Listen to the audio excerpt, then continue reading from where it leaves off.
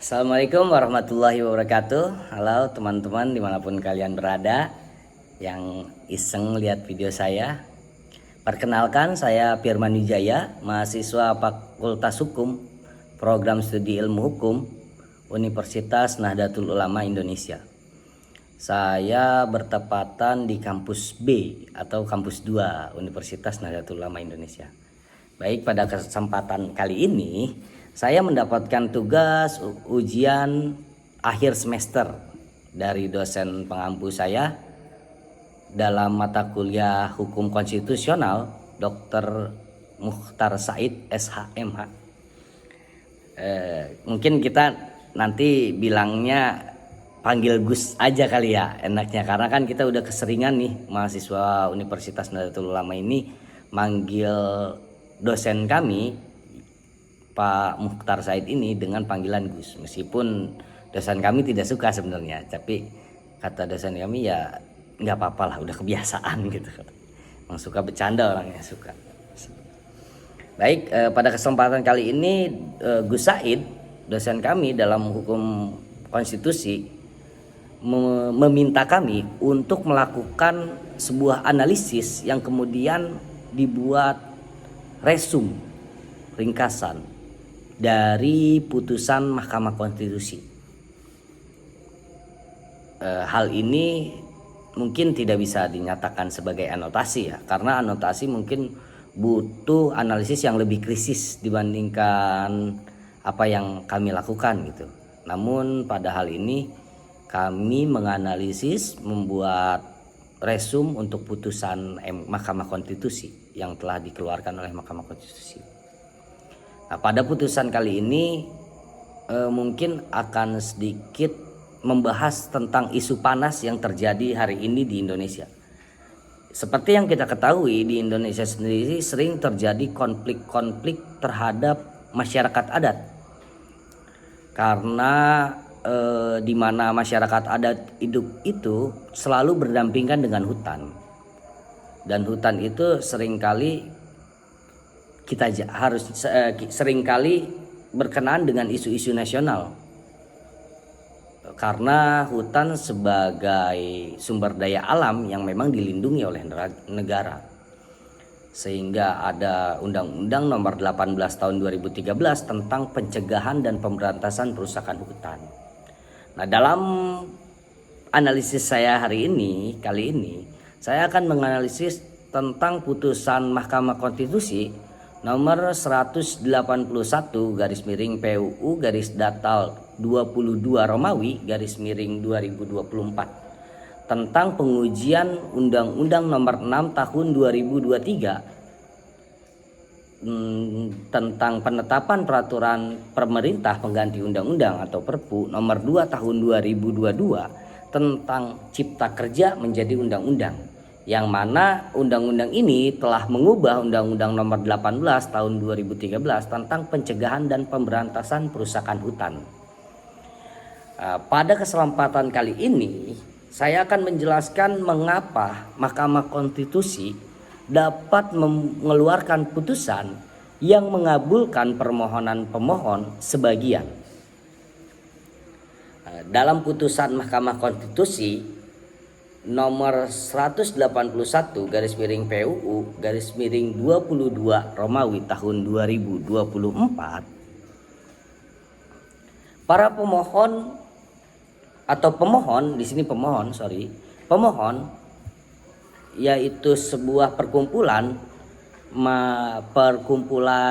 masyarakat yang disebut sebagai perkumpulan pemantau sawit atau Sawit Watch, ini mengajukan permohonan berlandaskan pada kebutuhan masyarakat adat dalam memenuhi kebutuhan sehari-harinya yang selalu memanfaatkan hutan.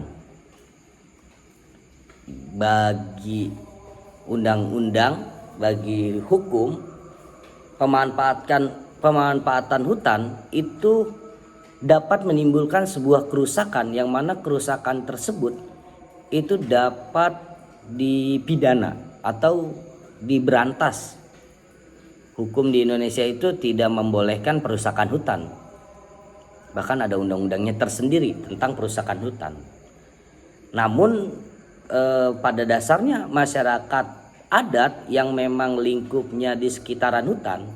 Jadi memang ada di di daerah-daerah di Indonesia yang mana masyarakat adat itu hidup di tengah hutan. Jadi dari perkampungannya, di tengah perkampungan itu mereka itu tinggal dan mendirikan pemukiman yang mana sekitarnya itu memang hutan. Bahkan hutan yang memang terdaftar di Badan Pertanahan atau Badan Kehutanan Indonesia itu adalah sebagai hutan yang dilindungi ataupun hutan produksi. Nah, maka hal ini menimbulkan keresahan. Bagaimana kalau di mana Undang-Undang Pencegahan dan Pemberantasan Perusakan Hutan ini ada setelah masyarakat hutan itu memang sudah ada di sana, yang mana setiap harinya mereka itu memang memanfaatkan kawasan sekitar hutan untuk mendapatkan untuk mendapatkan atau memenuhi kebutuhan sehari-harinya dengan mungkin bertani. Kan masyarakat adat itu masyarakat pegunungan atau hutan itu sering ada yang memang bertani itu di hutan, kayak bertani padi yang kering itu, bukan padi yang di sawah tapi padi kering. Mungkin kalau teman-teman tahu ada di sebagian wilayah di Indonesia yang memang pakainya padi kering atau sebutnya hamas atau apa ya, saya lupa juga. Mungkin yang pasti itu adalah padi yang memang ditanam di pegunungan sekitar hutan, dan itu biasanya ditanam oleh masyarakat adat yang memang memanfaatkan kawasan hutan sebagai mata pencariannya. Nah, berdasarkan keresahan tersebut, di mana ketika ada undang-undang pencegahan ini, maka ada potensi bahwa masyarakat adat yang memanfaatkan kawasan hutan itu dikenai sanksi administratif maupun sanksi pidana oleh pasal yang ada dalam pencegahan pemberantasan perusakan hutan atau Undang-Undang Nomor 18 Tahun 2013 ini. Bahkan setelah perubahannya di Undang-Undang Nomor 6 Tahun 2023 tentang Cipta Kerja, itu masih berpotensi mengkriminalisasi masyarakat adat ketika perasa ini tidak dihilangkan atau tidak dihilangkan. Menurut perkumpulan pemantau sawit ini, akhirnya perasa ini diajukan, pasal-pasal ini diajukan kepada MK untuk diuji apakah benar pasal ini tuh inkonstitusional atau tidak. Yang mana menurut pemohon ini sudah melanggar konstitusi, hak masyarakat Indonesia, hak masyarakat adat. Masyarakat adat adalah masyarakat Indonesia tentunya. Jangan sampai ada penggiringan opini masyarakat adat bukan masyarakat Indonesia. Selama masih di kawasan wilayah masyarakat Indonesia, maka masyarakat adat tetap masyarakat Indonesia. Nah, maka dari itu harus terjamin hak-hak konstitusionalnya.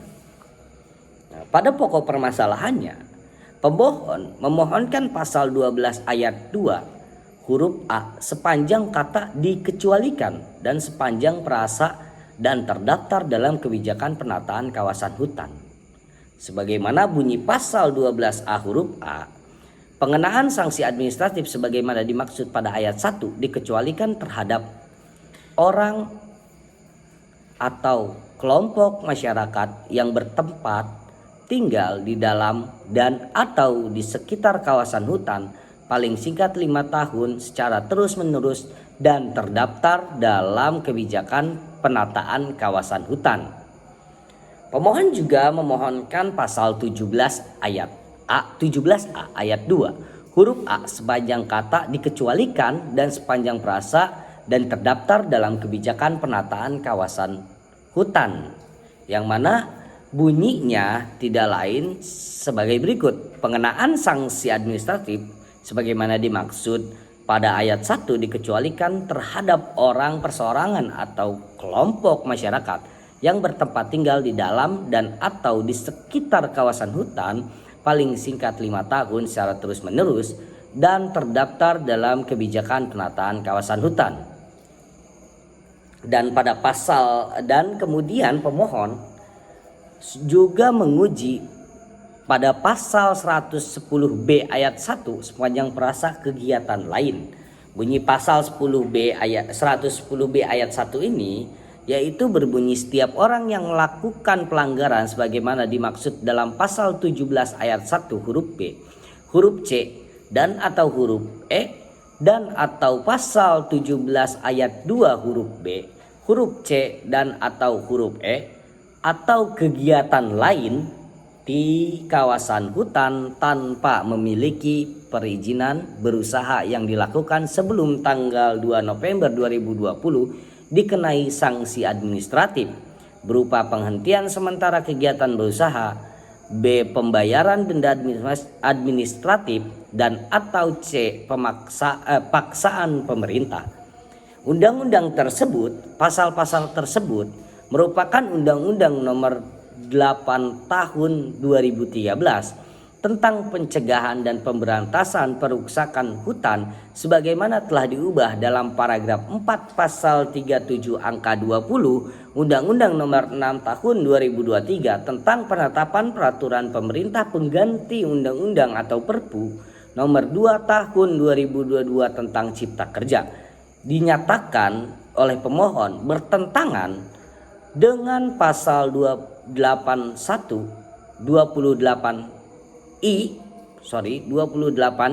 ayat 3, pasal 28D ayat 1 dan pasal 28D ayat 2 Undang-Undang Dasar Negara Republik Indonesia tahun 1945 karena telah menimbulkan ketidakpastian hukum.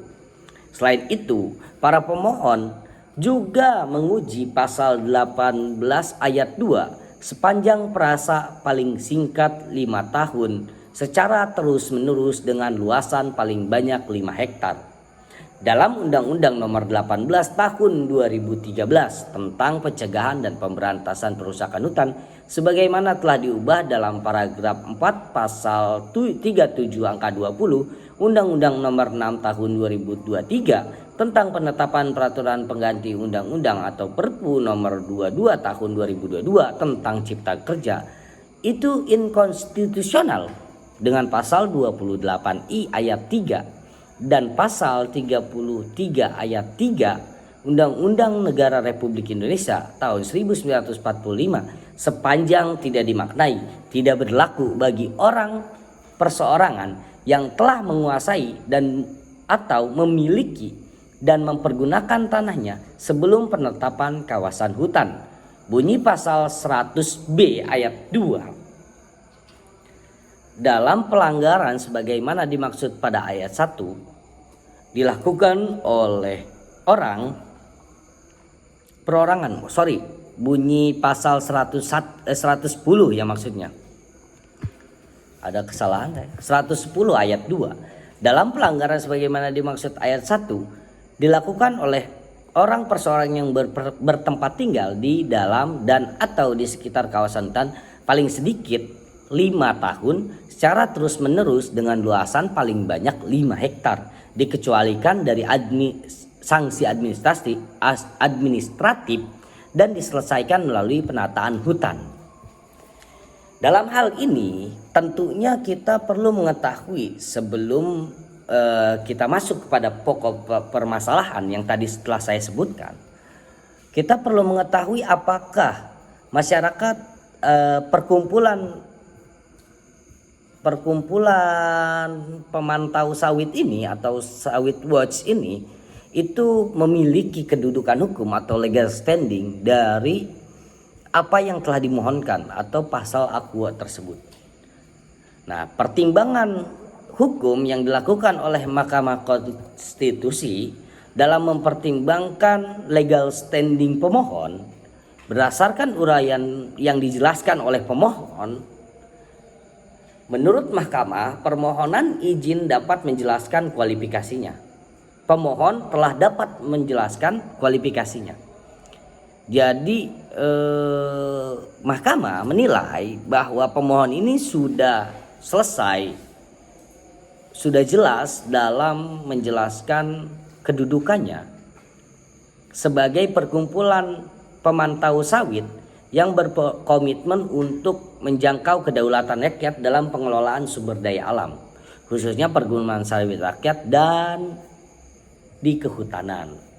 Selain itu, permohon juga telah cukup dalam menguraikan anggapan kerugian hak konstitusionalnya yang secara spesifik berpotensi dirugikan dengan berlakunya norma yang dimohonkan aku pada pasal yang sedang dibahas ini, serta telah menguraikan hubungan sebab akibat atau kausal verban antara anggapan kerugian hak konstitusional yang dimaksud dengan berlakunya norma pasal-pasal ini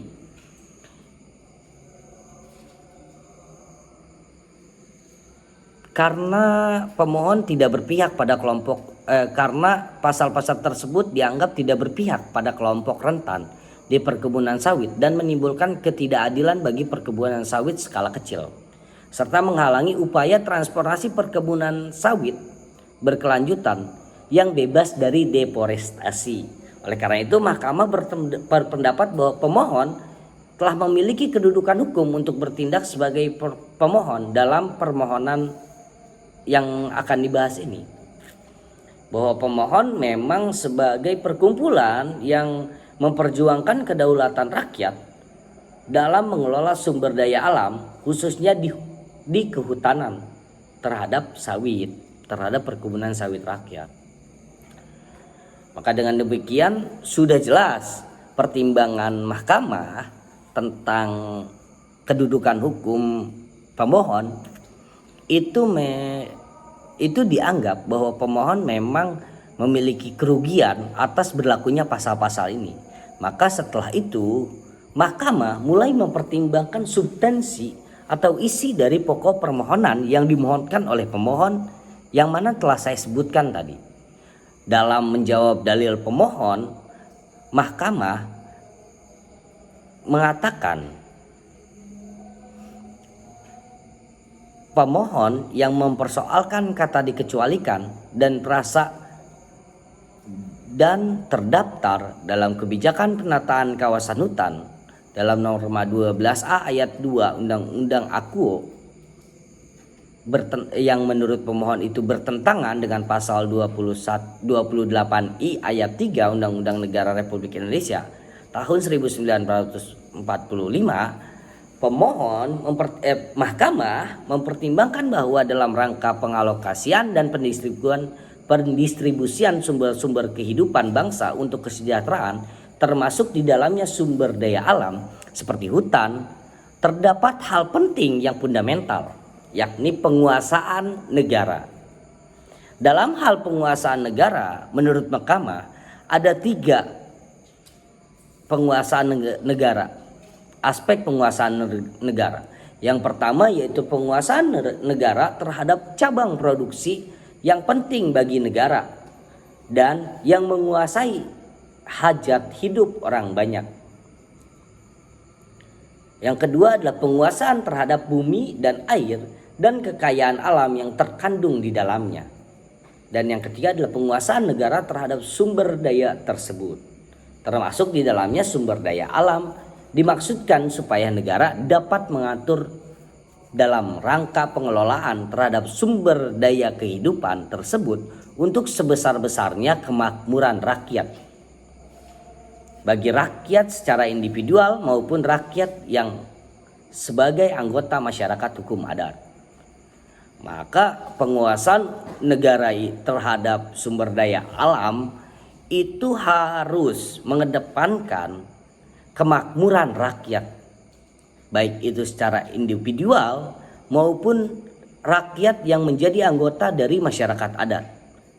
Tidak boleh ada diskriminasi tentang kemakmuran, tidak boleh ada ketimpangan tentang penyejahteraan, yang mana semua yang dilakukan negara atas penguasaan sumber daya alam itu harus mempertimbangkan kemakmuran rakyat. Maka mahkamah secara tegas menyatakan bahwa penunjukan kawasan hutan merupakan suatu yang dapat diprediksi. Dalam putusan ini tidak tiba-tiba, bahkan harus direncanakan. Adapun penunjukan kawasan yang dijadikan kawasan hutan tanpa melalui proses atau tahapan yang melibatkan berbagai pemangku kepentingan sesuai dengan hukum dan peraturan perundangan merupakan refleksi pemerintahan yang tidak baik, tidak terencana, bahkan dinilai sebagai tindakan otoriter. Oleh karena itu pemerintah tidak dapat secara serta-merta menetapkan suatu kawasan hutan menjadi kawasan hutan tanpa melalui tahapan yang melibatkan semua pihak yang berkepentingan. Artinya, dalam penetapan kawasan hutan ini, pemerintah perlu melibatkan masyarakat adat yang memang memiliki kepentingan dalam kehidupannya sehari-hari. Mahkamah telah menegaskan bahwa penguasaan oleh negara atas bumi, air, dan kekayaan alam yang terkandung di dalamnya, pemerintah atau negara harus juga memperhatikan hak-hak yang telah ada yang melekat pada masyarakat adat, baik hak individu maupun hak kolektif yang dimiliki masyarakat adat, yaitu hak ulayat, hak masyarakat adat, serta hak-hak konstitusional lainnya yang dimiliki oleh masyarakat adat dijamin oleh konstitusi. Bahkan mahkamah menegaskan bahwa subjek hukum yang dilarang melakukan kegiatan dalam pasal 12 ayat Undang-Undang AKUO adalah setiap orang, di mana dalam hukum ketika frasa setiap orang dibuat untuk undang-undang, maka tanpa terkecuali,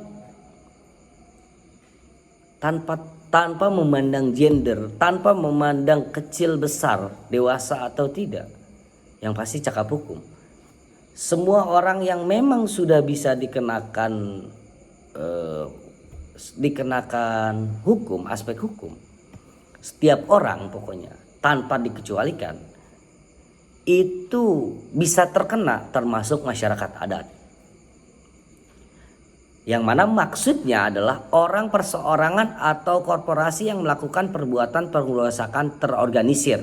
Dalam pasal ini setiap orang yang dimaksudnya adalah orang atau perseorangan dan atau korporasi yang melakukan perbuatan pengerusakan terorganisir. Penegasan mengenai terorganisir tadi ini, setiap orangnya itu adalah perseorangan atau korporasi yang membuat perusakan hutan, maksudnya perbuatan perusakan hutan secara terorganisir. Entah itu tadi karena ini pakainya setiap orang, maka semuanya yang merusak hutan secara terorganisir maka terkena oleh pasal ini akibat hukumnya. Nah, penegasan mengenai terorganisir, apa sih yang dimaksud terorganisir itu? Nah, terorganisir tersebut merujuk pada pengertian kegiatan yang dilakukan oleh suatu kelompok terstruktur yang terdaftar atas 2 orang atau lebih. Berarti berkelompok mereka. Dan yang bertindak secara bersama-sama pada waktu tertentu dengan tujuan melakukan perusakan hutan. Nah, tidak termasuk kelompok masyarakat yang tinggal di sekitar kawasan hutan yang melakukan perladangan tradisional dan atau melakukan penebangan kayu untuk keperluan sendiri dan tidak untuk tujuan komersial. Di sini mahkamah menegaskan bahwa frasa setiap orang yang tadi itu harusnya mengenai semua orang, termasuk masyarakat adat yang memang sudah ada di dalamnya sebelum undang-undang ini dibuat, itu dikecualikan oleh mahkamah. Mahkamah menilai bahwa yang dimaksud setiap orang itu yaitu orang yang melakukan perusakan secara terorganisir, kelompok yang melakukan perusakan secara terorganisir yang memang ditujuannya untuk merusak hutan, itu dikenai sanksi administratif yang ada pada pasal ini, yang ada pada Undang-Undang AKUO ini, di mana hal ini dikecualikan bagi masyarakat adat yang memang sudah tinggal di sana namun memanfaatkan hutan untuk memenuhi kebutuhannya. Ada catatan penting bagi kita para akademisi. Mahkamah di sini menegaskan bahwa melakukan penembakan untuk keperluan sendiri dan tidak untuk tujuan komersial. Ada catatan penting dari tujuan komersial ini. Frasa komersial atau tujuan komersial ini mungkin sedikit ambigu bagi sebagian akademisi atau masyarakat, yang mana kata komersial ini itu masih luas jangkauannya, karena penentuan komersial ini itu belum ditentukan secara tegas oleh undang-undang, putusan MK maupun penjelasan dalam undang-undang. Komersialisasi ini itu kan artinya mendapatkan keuntungan, pemanfaatan sesuatu untuk mendapatkan keuntungan. Lalu bagaimana dengan masyarakat yang memang menanam di hutan untuk memenuhi kebutuhannya dengan menjual dan akhirnya mendapatkan keuntungan? Apakah keuntungan seperti itu disebut sebagai komersial? Mungkin perlu kajian mendalam tentang frasa komersialisasi, atau perlu juga diujikan kembali kepada Mahkamah Konstitusi tentang frasa komersial ini. Apa sih yang dimaksud komersial? Apakah masyarakat adat yang memang tinggal di tengah kawasan hutan lalu membuat akses jalan yang memang jalannya itu digunakan untuk akses distribusi jual beli oleh masyarakat? Artinya kan masyarakat adat membuka lahan dengan tentu merusak hutan dong, tentu membuat lahan, membuat jalan untuk keperluan sehari-harinya itu kan merusak hutan. Memang tujuannya untuk keperluan sehari-hari, tapi dalam memenuhi keperluan sehari-harinya mereka kan mendapatkan untung dari jual beli. Apakah jual beli yang untuk memenuhi kebutuhan sehari-harinya itu termasuk dengan komersialisasi? Maka perlu ditegaskan komersialisasi ini yang seperti apa, dan yang memenuhi kebutuhan sehari-hari itu yang seperti apa. Apakah secukupnya untuk bisa makan saja, atau untuk mempertahankan hidup aja? Kalau kayak gitu kan masih ambigu kita. Kalau misalkan kita bilang penjualan kita nggak boleh lebih dari UMR tempat situ gitu, atau di daerah tertentu, di daerah tersebut, maka yang disebut komersialisasi itu adalah ketika hasil panen yang dijual itu melebihi UMR atau pendapatan yang yang sudah ditentukan oleh pemerintah UMR setempat itu. Jadi kemungkinan frasa komersialisasi ini harus dijelaskan kembali, harus dikaji kembali. Paling tidak kita bisa mempertanyakan kembali kepada MK, apa maksud dari komersialisasi ini, komersial ini, tujuan komersial ini. Karena secara tidak langsung dalam memenuhi kebutuhan sehari-hari manusia perlu mendapatkan keuntungan. Ya, walaupun masyarakat adat menanam padi, ya apakah mereka akan hanya makan nasi dalam sehari-harinya? Maka kan mereka akan menjual nasinya dan mendapat keuntungan untuk memberi pangan yang lain, kebutuhan yang lain, sayur mayur dan apa sebagainya gitu. Maka kan komersialisasi di sini, ya kalau misalkan komersialisasi itu adalah kegiatan yang menguntungkan, ini masyarakat dalam memenuhi kebutuhannya pasti mencari untung dari hasil bertaninya. Nah, keuntungan itu bisa disebut komersialisasi dong. Tapi padahal keuntungan itu kan untuk memenuhi kebutuhan sehari-harinya. Maka perlu dijelaskan komersialisasi itu seperti apa.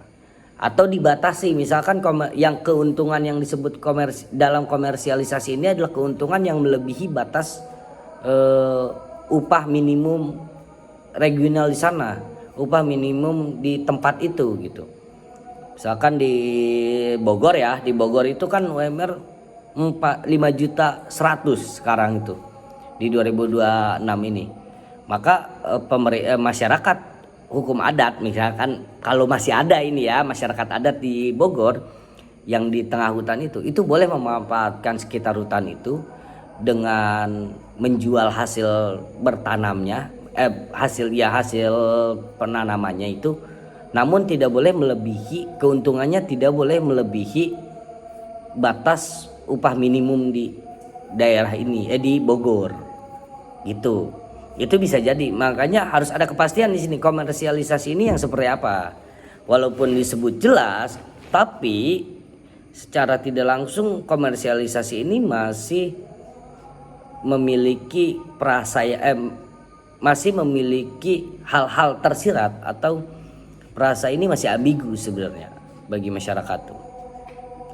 Masih ada celah lah untuk memindahkan masyarakat adat. Meskipun mahkamah telah mencermati secara seksama nih dalam pertimbangannya pasal 12 ayat 2 itu pada pokoknya menentukan beberapa kriteria yang harus dipenuhi yang agar dapat dikecualikan dari sanksi administratif. Nah, dengan kata lain, norma 12A ini ayat 2 itu bertujuan untuk mengakomodir subjek hukum orang perorangan atau kelompok masyarakat yang telah lama menetap dan bergantung pada kawasan hutan untuk memenuhi kebutuhan sehari-harinya. Nah, seperti yang saya tadi jelaskan, kebutuhan sehari-harinya itu batasnya di mana? Yang sehingga itu tidak disebut nanti komersial gitu. Lalu yang tidak dikenai sanksi administratif dan sanksi pidana sebagaimana yang dikhawatirkan oleh pemohon. Namun demikian untuk dapat dikecualikan dari penegasan sanksi administratif dalam norma AKUO, pasal AKUO, subjek hukum tersebut harus pula memenuhi kriteria terdaftar dalam kebijakan penataan kawasan hutan. Kawasan hutan dimaksud adalah wilayah tertentu yang ditetapkan oleh pemerintah untuk dipertahankan keberadaannya sebagai hutan tetap. Artinya masyarakat yang memang tercantum sebagai masyarakat adat yang mengatasnamakan masyarakat adat itu memang harus terdaftar dulu Pak dalam kebijakan penataan hutan.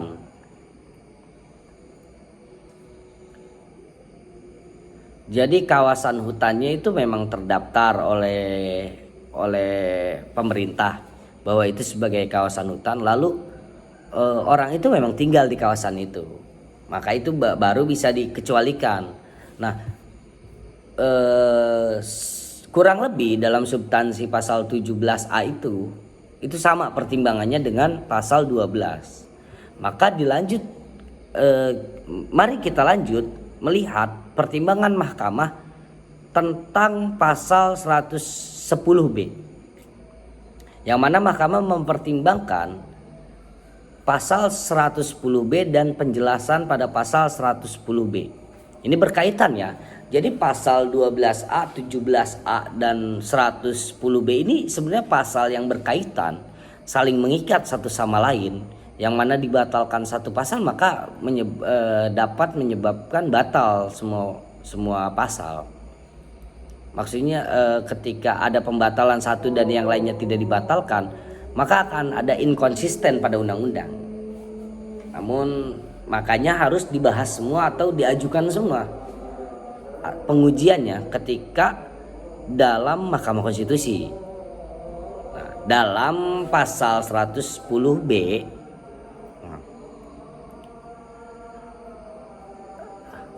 kegiatan yang dimaksud kegiatan lain menurut mahkamah adalah kegiatan yang tanpa memiliki perizinan berusaha, di mana yang dimaksud dengan tanpa memiliki perizinan berusaha adalah setiap orang yang melakukan kegiatan usaha tanpa perizinan di bidang kehutanan yang diterbitkan oleh pejabat yang berwenang sebelum berlakunya Undang-Undang Nomor 11 Tahun 2020 yang dimaksud pada frasa kegiatan lain. Ditentukan dalam pasal 4 ayat 2 huruf C Peraturan Pemerintah Nomor 24 Tahun 2021, yakni meliputi minyak dan gas bumi, panas bumi, tambak, pertanian, permukiman, wisata alam, industri dan atau sarana prasarana. Ketentuan dalam pasal AKUO diatur pula dalam pasal 24 ayat 3 Peraturan Pemerintah Nomor 23 Undang-Undang tahun 2021 yang menyatakan bahwa penguasaan bidang tanah dalam kawasan hutan negara terdiri atas sarana prasarana permanen milik pemerintah pusat atau pemerintah daerah, B. fasilitas sosial dan fasilitas umum, C. pemukiman, D. lahan garapan pertanian, perkebunan tambak, atau E. pembangunan untuk kegiatan lainnya yang terpisah dari pemukiman.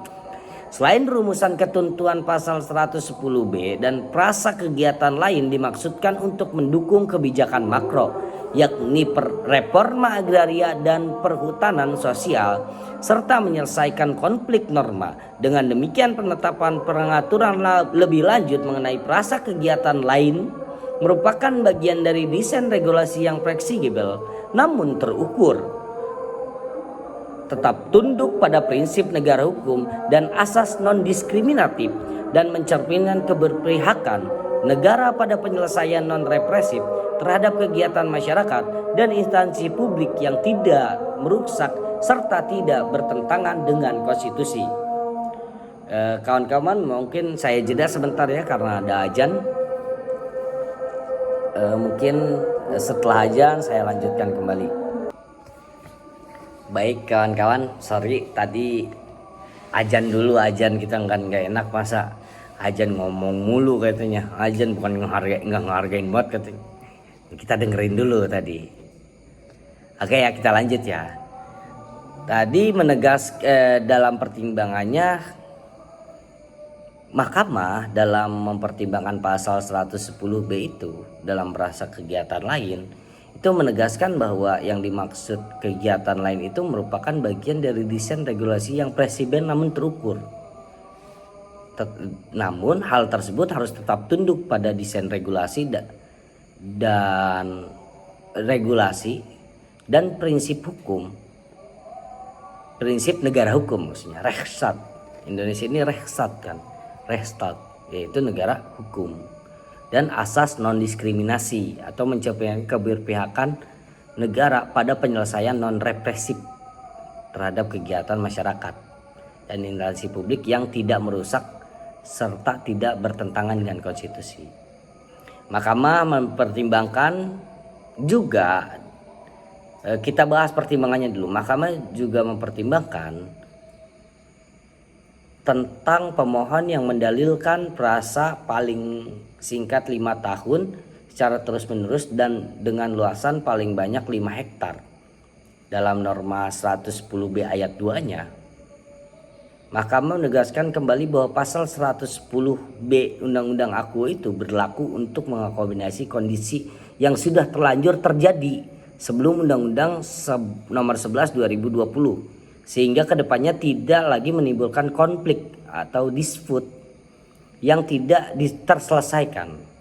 Oleh karena itu kekhawatiran pemohon itu sesungguhnya telah terjawab sebagaimana yang ditentukan pasal 110 ayat 2 bahwa pada prinsipnya sanksi administratif yang ditentukan dalam pasal 110B ayat 1 Undang-Undang AKUO dikecualikan dengan adanya rumusan norma ayat 2 yang menyatakan dalam hal pelanggaran sebagaimana dimaksud pada ayat 1 dilakukan oleh orang perseorangan yang bertempat tinggal di dalam dan atau di sekitar kawasan hutan paling sedikit 5 tahun secara terus menerus dengan luasan paling banyak 5 hektar dikecualikan dari sanksi administratif dan diselesaikan melalui penataan kawasan hutan. Dalam ini penyelesaian melalui penataan kawasan hutan dimaksud berkaitan untuk memberikan kepastian hukum, dalam artian kawasan hutan yang memang sudah terdaftar oleh oleh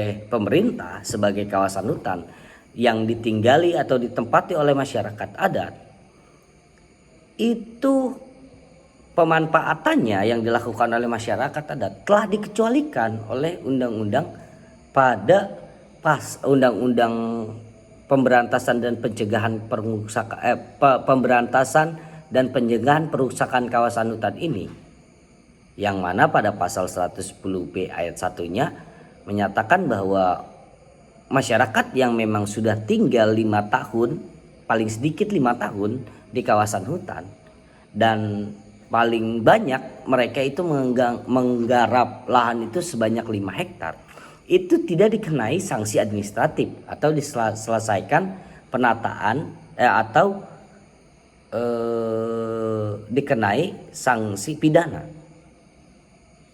Maka pendaftaran kawasan hutan itu merupakan salah satu pengecualian agar pemerintah dapat memastikan bahwa kawasan tersebut dan masyarakat tersebut telah ada sebelum hal ini ada, sebelum undang-undang ini ada. Berdasarkan uraian kutipan pertimbangan hukum dan amar putusan Mahkamah nomor 95 garis miring PUU garis datar 12 garis miring 2014, Mahkamah telah memberikan perlindungan hukum terhadap masyarakat yang hidup secara turun-temurun di dalam hutan dan tidak ditunjukkan untuk kepentingan komersial. Memang sudah ada jaminan hukum bagi masyarakat yang memang tinggal di kawasan hutan. Hak mereka sudah terpenuhi. Namun dalam konteks kepentingan komersial ini, apa sih yang dimaksud? Mahkamah melanjutkan keterangannya bahwa yang dipergunakan, bahwa kepentingan komersial itu yang dipergunakan sebagai pengecualian yang dimaksud mahkamah adalah kegiatan perkebunan masyarakat dalam hutan yang hanya untuk memenuhi kebutuhan sehari-hari dan tidak untuk diperdagangkan dengan mendapatkan imbalan keuntungan. Dengan kata lain, masyarakat yang hidup turun-temurun dalam hutan yang membutuhkan sandang, pangan, dan papan untuk memenuhi kebutuhan sehari-hari tidak dapat dikenakan sanksi sebagaimana ketentuan dalam norma 110B ayat 1. Namun di sini ada keambiguan di mana hal yang disebut kebutuhan sehari-hari ini batasannya apa sehingga tidak dinyatakan sebagai kegiatan yang komersial. Perdagangan yang disebut dikategorikan itu untuk mendapatkan imbalan keuntungan itu yang seperti apa? Apakah masyarakat adat yang memang menanam hasil tanamannya lalu menjualnya untuk memenuhi kebutuhan sehari-hari selain nasi, itu dapat dipidana? Bagaimana masyarakat yang memang tidak ternak? Kan harus beli sesuatu. Apakah barter? Oh, kita ke zaman jadul lagi, barter aja, nggak usah dijual berarti, langsung barter, langsung tukar. Kan enggak? Maka perlu dipertimbangkan, perlu dikaji secara mendalam apa yang dimaksud kepentingan komersial yang dimaksud oleh mahkamah ini. Atau kita ujikan kembali agar mahkamah menjelaskan apa kepentingan komersial dan batasannya seperti apa tentang kebutuhan hidup sehari-hari yang tidak termasuk ke dalam kepentingan komersial yang dimaksud oleh mahkamah. Oke, setelah itu kita lanjut bahwa dalam putusannya mahkamah akhirnya mengadili pada putusan mahkamah ini. Amar putusan mengadili bahwa mengabulkan permohonan pemohon untuk sebagian, di mana yang dikabulkan adalah pasal dengan menyatakan pasal 17 ayat 2 huruf B dalam pasal 37 angka 5 lampiran Undang-Undang Nomor 6 Tahun 2023 tentang penetapan peraturan peraturan pemerintah pengganti Undang-Undang Nomor 2 Tahun 2022 tentang Cipta Kerja menjadi Undang-Undang Lembar Negara Republik Indonesia Tahun 2023 Nomor 41 tambahan Lembar Negara Republik Indonesia Nomor 6856 bertentangan dengan Undang-Undang Dasar Negara Republik Indonesia Tahun 1945 dan tidak mempunyai kekuatan hukum secara mengikat secara bersyarat, maksudnya gitu, dan tidak mempunyai kekuatan hukum mengikat secara bersyarat sepanjang tidak dimaknai dikecualikan untuk masyarakat yang hidup secara turun-temurun di dalam hutan dan tidak ditunjukkan untuk kepentingan komersial. Lalu menyatakan pasal 110 ayat 1 pasal 37 angka 20 lampiran Undang-Undang Nomor 6 Tahun 2023 sepanjang berkaitan dengan ketentuan norma pasal 17 ayat 2 huruf B dengan pasal 37 angka 5 lampiran Undang-Undang Nomor 6 Tahun 2023 tentang penetapan peraturan pemerintah pengganti Undang-Undang Nomor 2 Tahun 2022 tentang Cipta Kerja menjadi Undang-Undang Lembar Negara Republik Indonesia tahun 2023 nomor 41 tambahan Lembar Negara Republik Indonesia nomor 6856 bertentangan dengan Undang-Undang Dasar Negara Republik Indonesia tahun 1945 dan tidak mempunyai kekuatan hukum mengikat sepanjang tidak dimaknai kecuali untuk masyarakat yang hidup secara turun-temurun di dalam hutan dan tidak ditunjukkan untuk kepentingan komersial. Lalu memerintahkan pemuatan putusan ini dalam Berita Negara Republik Indonesia sebagaimana semestinya dan menolak permohonan pemohon untuk selain dan selebihnya. Nah, pada putusan Mahkamah Konstitusi nomor 181 garis miring PUU garis datar 22 Romawi garis miring 2024 mencerminkan peran Mahkamah sebagai guardian of the Constitution dalam menjamin kepastian hukum dan perlindungan hukum konstitusional warga negara, khususnya kelompok-kelompok masyarakat yang hidup dalam dan atau sekitar hutan. Mahkamah menilai bahwa sejumlah frasa dalam Undang-Undang Nomor 18 Tahun 2023, Junto Undang-Undang Nomor 6 Tahun 2023 berpotensi menimbulkan multitafsir dan ketidakpastian hukum sehingga bertentangan dengan pasal 28D ayat 1 Undang-Undang 1945.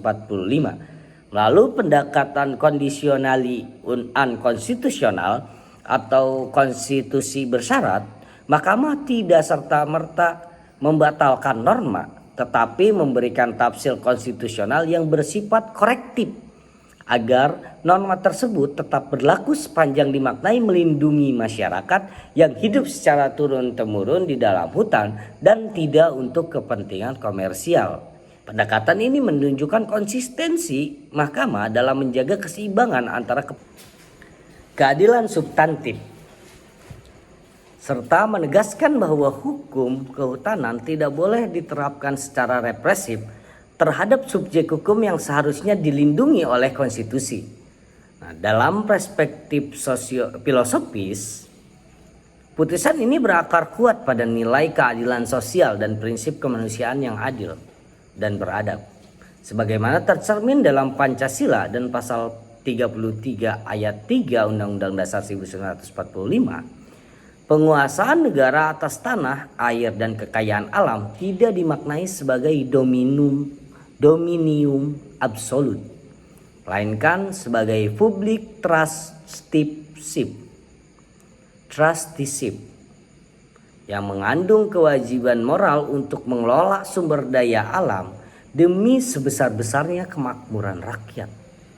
Mahkamah menegaskan bahwa penetapan kawasan hutan harus direncanakan secara partisipasif dan tidak boleh bersifat otoriter karena bertentangan dengan prinsip pemerintahan yang baik, good governance, yang secara filosofis putusan ini mencerminkan paradigma hukum progresif yang menempatkan manusia dan martabatnya sebagai pusat hukum, sehingga hukum tidak hanya menjadi instrumen pengendalian, tetapi juga sarana pembebasan dari ketidakadilan struktural yang dialami masyarakat adat dan masyarakat lokal di kawasan hutan.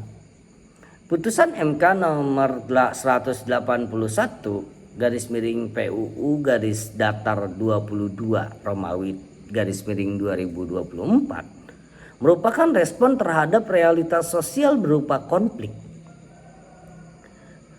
agraria dan kehutanan yang telah terlangsung lama antara negara dan masyarakat yang mengandungkan hidupnya pada kawasan hutan.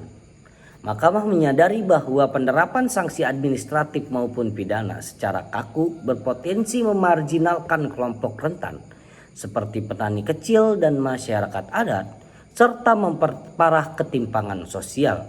Dengan menegaskan pengecualian bagi masyarakat yang hidup secara turun-temurun di dalam hutan dan tidak berpotensi komersial, Mahkamah Konstitusi menghadirkan pendekatan non-represif yang kontekstual dan berkeadilan sosial karena hukum tidak lagi diterapkan secara formalistik dan seragam tanpa mempertimbangkan realitas sosial yang melingkupi subjek hukum.